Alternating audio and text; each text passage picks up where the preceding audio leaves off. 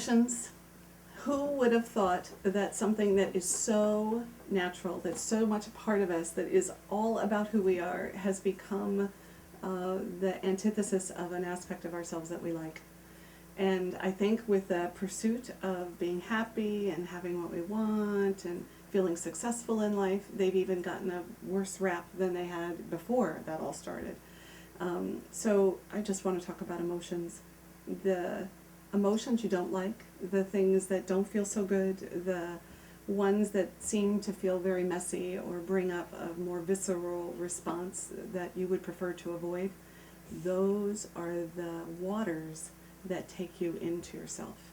Those are the very parts of you that would help you understand life experiences in a new and different way.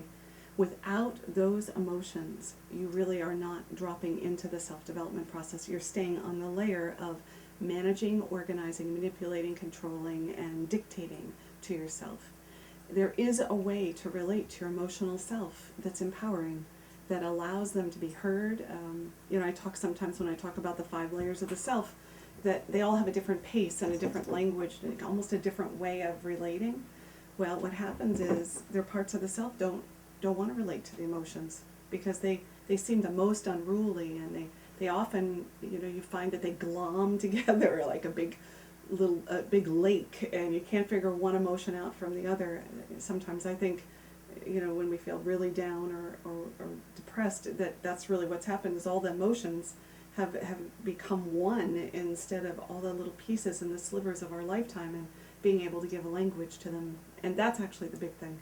You feel an emotion and you find language for it, and you connect it to original moments where you felt that same emotion, and before you know it, you kind of are understanding the core emotions, the 7 or 8 of them, and how they come up for you and how you work with them, and you start to understand why you didn't like them and why you packaged them and shelved them. And so, emotions are important. I can't say it enough. And being willing to just feel them, not think your way through them. Oh, look, I think I must have felt sad there. No, that's not feeling. Feeling is that you'd actually, I'm not quite the actress, so I can't drop into what it feels like to be sad right now, but it is about feeling sad, really feeling it and noticing what it does. And for me, when I feel sad, my stomach hurts, and I notice that my toes tingle, and oftentimes I can't actually feel my kneecaps. And the more you feel emotions, the more you get in contact with your body, and your body is like one of the greatest places to get